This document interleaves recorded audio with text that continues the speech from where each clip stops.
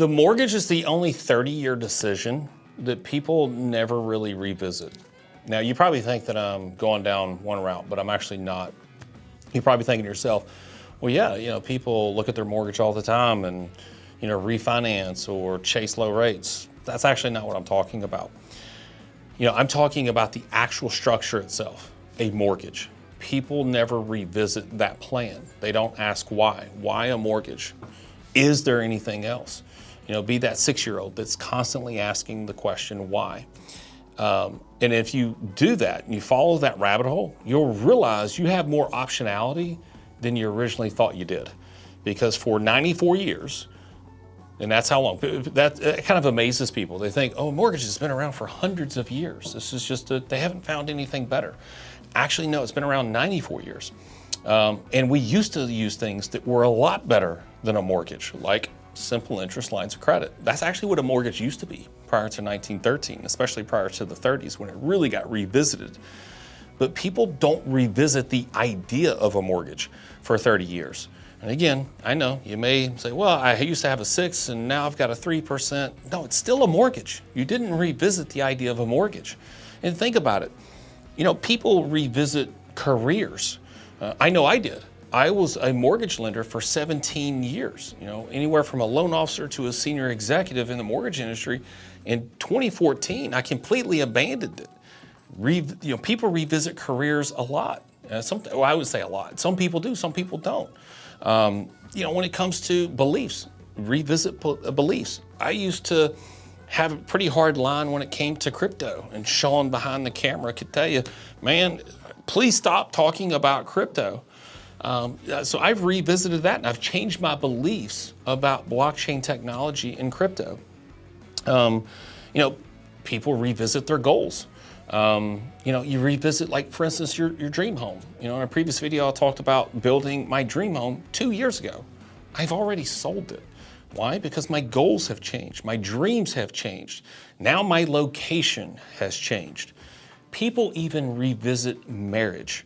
And this is kind of a sad topic, but 45% of marriages end in divorce.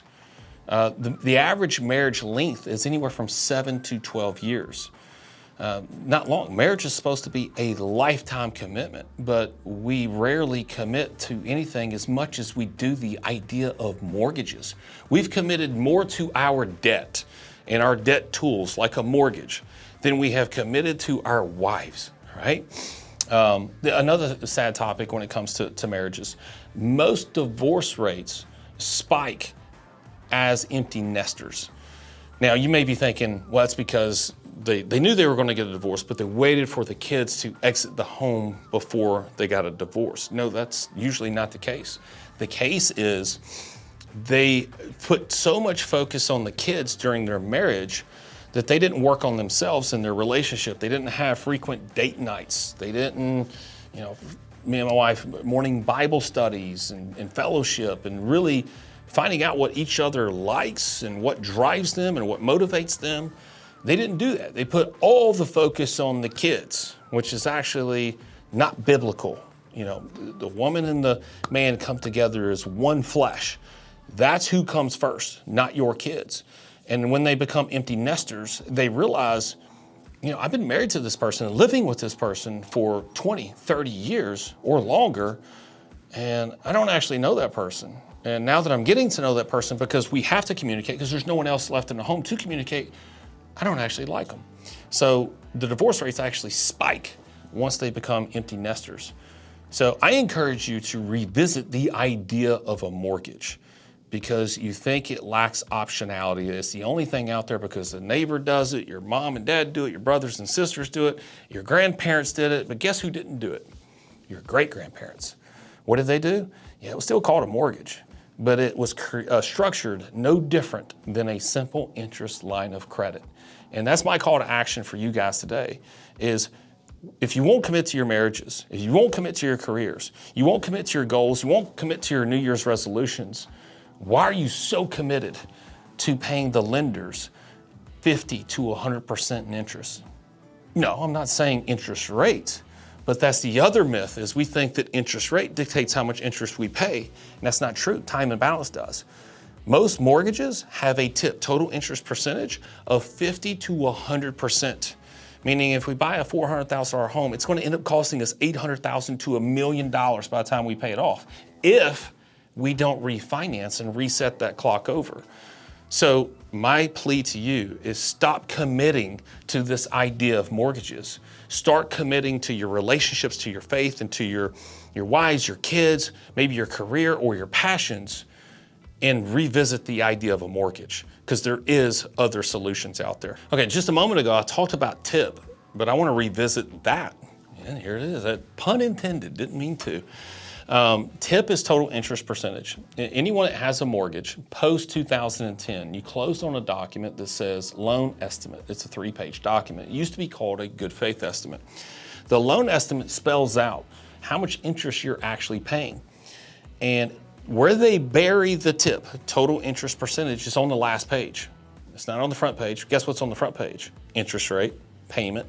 Why? Because what Americans do is we buy payments we can afford on a monthly basis as opposed to a purchase price we can afford.